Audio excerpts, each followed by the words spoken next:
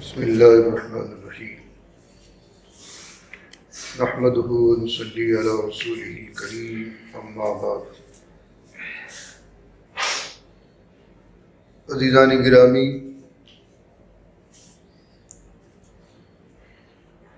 آج ماہ صیام کا یہ 28واں درس ہے۔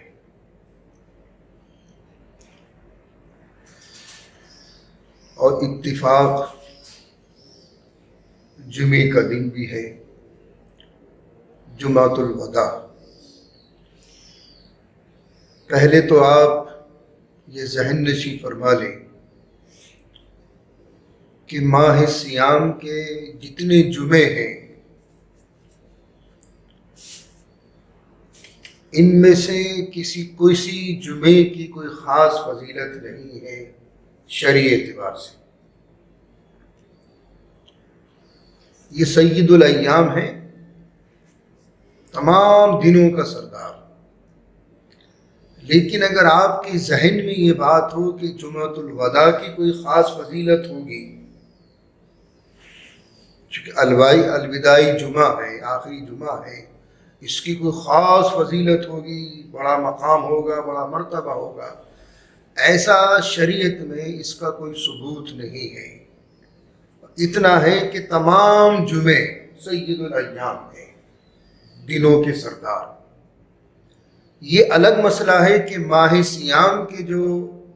جمعے آئیں گے وہ الحمدللہ روزے کے ساتھ اس کی تکمیل ہوگی، عبادتوں کے ساتھ میں اس کی تکمیل ہوگی۔ لیکن اگر آپ کے ذہن میں یہ تصور ہو کہ اس خاص الوداع جمعے کی کوئی خاص فضیلت ہے حدیث میں یا شریعت میں، ایسا کہیں ثبوت نہیں ہے۔ جیسے آپ نے 3 جمعے پچھلے پڑھ لیے اپنے گھروں میں، جہاں جمعے ہو رہا ہے جمعہ پڑھ رہے ہیں، نہیں پڑھ سکتے ظہر پڑھ لے، ایسے ہی یہ جمعہ بھی ہمیں ادا کرنا اپنے گھروں میں، اگر کر سکتے ہیں، ورنہ ظہر کی نماز ادا کریں۔ اس کی وجہ یہ ہے کہ میں نے اصل میں اپنی اسپیشل برانچ کو باقاعدہ لکھوا دیا تھا کہ ہمارے یہاں امام کے علاوہ 5 وقت کی نماز میں 4 یا 5 نمازی ہوتے ہیں۔ تو اس لیے میں اپنے ان معصوم نمازیوں سے، ان پیارے نمازیوں سے مؤدبانہ اپیل کرتا ہوں اس ویڈیو کے ذریعے کہ مسجدوں میں آنے کی کوشش نہ کریں۔ جس طریقے سے آپ پہلی ترتیب سے نماز جمعہ پڑھتے چلے آ رہے ہو، اپنے گھروں میں پڑھ سکتے ہیں، کوئی پڑھانے والا موجود ہے، امام کے علاوہ 3 آدمی موجود ہیں تو پڑھا دیجیے گا، ورنہ ظہر کی نماز ادا کریں۔ کیونکہ اصل میں ہمیں ایک تو یہ بیماری ابھی ختم ہونے کا نام نہیں لے رہی ہے، جو وبائی امراض پھیلے ہوئے ہیں۔ دوسرا یہ کہ لاک ڈاؤن کی ہمیں خلاف ورزی نہیں کرنی۔ تو اس لیے ان تمام باتوں کا خیال رکھیں کہ جمعۃ الوداع جس طریقے سے آپ نے پچھلے جمعے پڑھے ہیں، گھروں میں پڑھے ہیں، یا نہیں پڑھ سکے تو ظہر پڑھی ہے، تو اسی ترتیب سے جمعۃ الوداع بھی اپنی گھروں میں ادا کریں۔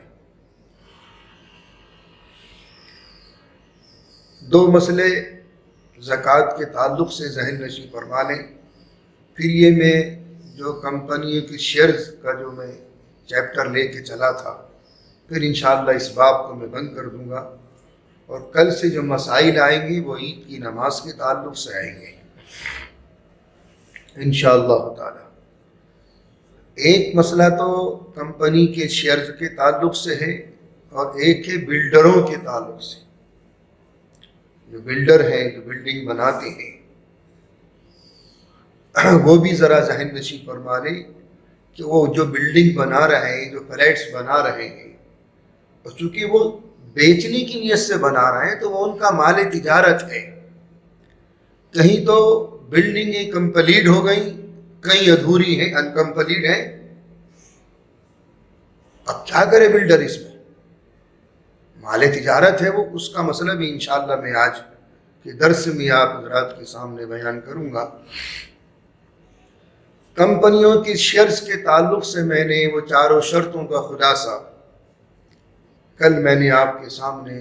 عرض کر دیا تھا اس مجلس صباحی میں۔ کمپنیوں کے شیئرز، اگر آپ نے ایسی کمپنی کے شیئرز خریدے ہیں یا اس کے آپ شیئر ہولڈر بن گئے اس کمپنی کے، تو اس کی شرط یہ ہوگی کہ اگر وہ کمپنیز اپنا مال خود تیار کر رہی ہیں، جائز مال، ناجائزوں کی تفصیل کل کے درس میں آ گئی تھی، جائز مال، چاہے وہ راؤ مٹیریل ہو یا پروڈکٹ گڈ ہو، یعنی کچا مال ہو یا پکا مال ہو، اگر وہ کمپنیز، وہ فیکٹریز، وہ کارخانے جس کے آپ شیئر ہولڈر بن چکے ہو، اگر وہ مال خام بنا رہی ہیں، راؤ مٹیریل یا پروڈکٹ گڈ، پکا مال، تو اس کمپنی کے اگر آپ شیئر ہولڈر بن گئے تو اس کی شیئرز کی قیمت پر بھی زکوٰۃ واجب ہوگی اور اس کے منافع پر بھی زکوٰۃ واجب ہوگی، بشرط یہ کہ وہ نصاب تک پہنچ جائے یا دوسرے مال سے مل کر نصاب تک پہنچ جائے۔ دوسرا مسئلہ ہے کہ اگر وہ کمپنی اپنا مال تو نہیں بناتی بلکہ کرایہ کا وصول کر کے اپنا کام چلاتی ہیں، جیسے ریلوے کمپنی ہے، بس کمپنی ہے، ٹیکسٹائل کمپنی ہے، آٹو موبائل کمپنی ہے اور دیگر کمپنیز ہیں، وہ اگر کرایہ وصول کر کے اپنا کام نکالتی ہیں اور آپ اس کمپنی کے شیئر ہولڈر ہو تو اس کی اصل شیئرز کی قیمت پر تو زکوٰۃ واجب نہیں ہوگی، اس کے منافع پر زکوٰۃ واجب ہوگی، بشرط یہ کہ وہ نصاب تک پہنچ جائے یا دوسرے مال سے مل کر نصاب تک پہنچ جائے۔ دوسرا مسئلہ ہے بلڈروں کے تعلق سے، وہ بلڈنگ جو ادھوری ہے، انکمپلیٹ ہے، اسٹرکچر کھڑا ہوا ہے صرف، اور بلڈر نے قرضہ لے کر یا پارٹنرشپ میں اس بلڈنگ کو بنایا ہے، وہ مال تجارت ہے، اب اس کی زکوٰۃ نکالنی، کیسے نکالیں؟ اس کے لیے شریعت نے یہ اصول بتا دیے کہ اگر وہ ڈھانچہ ہی بیچنا چاہتا ہے، اسٹرکچر ہے خالی کھڑا ہوا، اس کی کوئی فنیشنگ نہیں کی اس نے، بہت سے بلڈر ہیں ایسے بیچ دیتے ہیں، تو اگر وہ اس ادھوری بلڈنگ کو بیچنا چاہتا، انکمپلیٹ بلڈنگ کو بیچنا چاہتا ہے، تو موجودہ مارکیٹ کے اعتبار سے اگر اس کی ویلیو 1 کروڑ ہے، مثال کے طور پر 1 کروڑ ہے،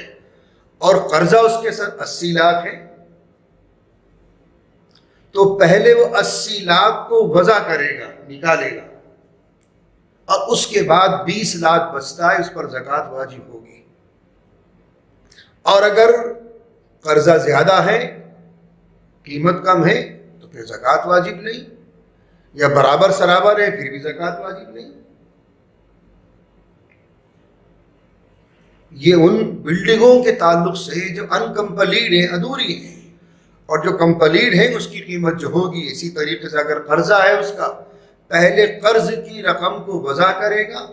اس کے بعد پھر جو رقم بچتی ہے اور وہ نصاب تک پہنچتی ہے تو پھر اس پر زکوٰۃ واجب ہوگی۔ ایک اور مسئلہ بڑا امپورٹنٹ ہے جو ذہن میں آ گیا، وہ ذہن نشین فرما لیں۔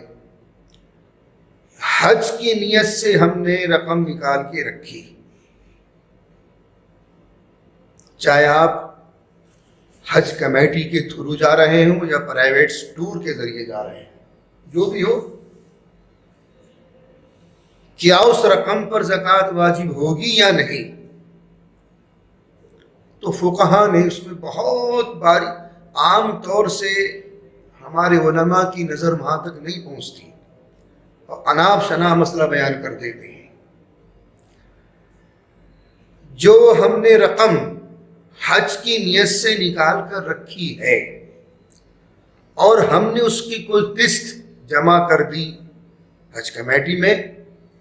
یا پرائیویٹ ٹورس کو وہاں جمع کر دی، جس سے بھی آپ جانا چاہتے ہیں، تو پھر اس رقم پر زکوٰۃ واجب نہیں ہے۔ اور اگر ہم نے کوئی قسط جمع نہیں کی اور جو کی تو وہ رقم رکھی ہوئی ہے، پھر اس پر زکوٰۃ واجب ہوگی۔ انشاءاللہ باقی تفصیل کل آئے گی۔